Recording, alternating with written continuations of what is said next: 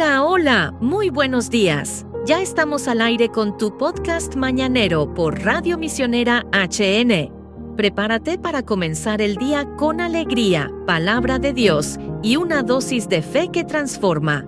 Esto ya comenzó, así que quédate con nosotros. Hola, hoy nos metemos de lleno a analizar unos fragmentos interesantes de un texto llamado El Poder de la Liberación. Es un material con una perspectiva cristiana, muy particular, sobre la lucha espiritual, cómo liberarse de influencias negativas y la autoridad que, según esto, se tendría sobre ellas. Queremos entender bien las ideas clave. Exacto. Lo que describe, es como un escenario de conflicto cósmico entre la luz y las tinieblas. Y estas últimas, las tinieblas, personificadas en Satanás, a quien la fuente llama un ángel caído, el lucero de la mañana originalmente. Explora cómo operan y, cómo enfrentarlas según esta visión. Bien, el texto arranca justo con esa dualidad, ¿no? Luz contra tinieblas. Y describe a Satanás como este ángel caído que ahora, usa el engaño. Incluso dice que se disfraza de ángel de luz. Pero ¿cómo explica la fuente esa influencia? O sea, ¿cómo es que operan? Así nomás. Ahí hay un punto clave que menciona. Dice que las tinieblas necesitarían como un derecho legal para poder operar. Es como si necesitaran un permiso, una base, digamos. Y eso, según el texto, se consigue normalmente por el pecado o por dejar puertas abiertas en la vida. Plantea todo un mundo espiritual organizado con jerarquías, principados, potestades, les llama, que influyen en lo natural, en nuestro mundo. Entiendo. Un derecho legal, ¿ok? Entonces, frente a ese problema, ¿cuál es la solución principal que ofrece este material? Se habla mucho de la obra de la cruz. ¿Qué significa eso en la práctica, dentro de esta lógica? La obra de la cruz se refiere al impacto que esta fuente le da al sacrificio de Jesús. Y lo interesante es cómo lo traduce, ¿no? Dice que no solo fue una derrota para esas fuerzas oscuras, sino que además le otorgó poder y autoridad directamente a los creyentes, a lo que llama la Iglesia, para actuar contra ellas. Poder y autoridad directos a los creyentes. Sí, exacto. Una autoridad que se usaría en el nombre de Jesús y, con la ayuda del Espíritu Santo, que se describe como una presencia divina activa ahí, en la persona. Insiste mucho en que la fe y la conexión con ese Espíritu son, fundamentales para poder ejercer esa autoridad. Claro, y si los creyentes tienen esa autoridad, ¿cómo se supone que la usen en su vida diaria? Ahí es donde entra el concepto de liberación, ¿verdad? ¿Qué es exactamente la liberación, según este texto? Porque no suena a un evento único. No, para nada. Se define como el acto de desatar, de romper ataduras demoníacas para poder vivir libre.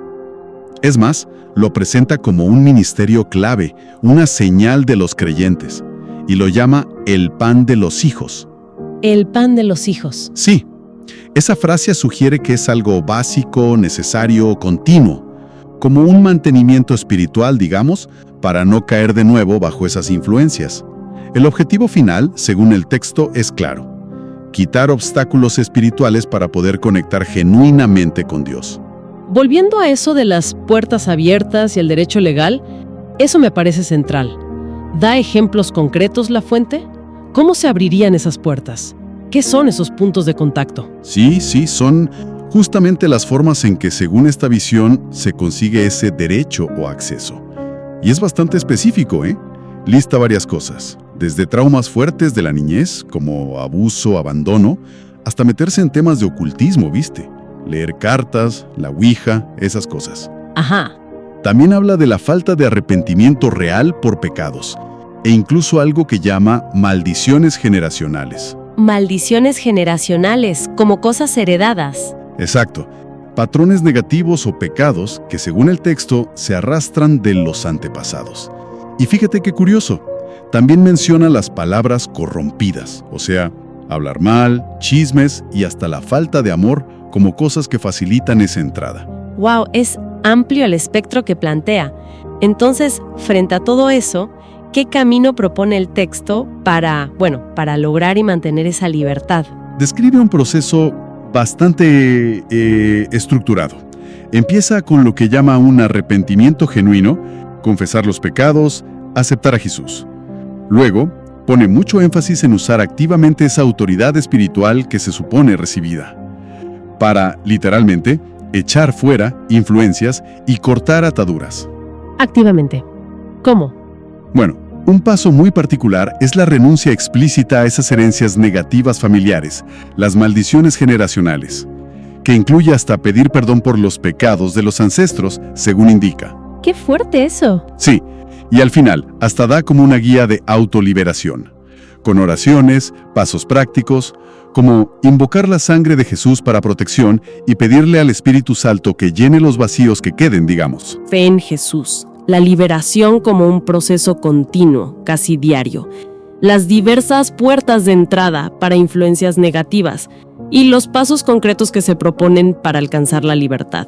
Sí, y algo que llama la atención, que es recurrente en el material, es esa conexión tan directa que establece entre experiencias muy humanas. Hablamos de traumas, problemas personales, patrones familiares, incluso enfermedades físicas a veces, y una actividad espiritual específica de estas tinieblas. Queda para la reflexión, ¿no? ¿Qué implica mirar la complejidad de la vida humana principalmente a través de este lente, de este conflicto espiritual constante que presenta esta fuente en particular? Y así llegamos al final de esta edición de tu podcast mañanero, una bendición más que hemos compartido contigo desde el corazón de Radio Misionera HN. Gracias por dejarnos acompañarte en esta mañana.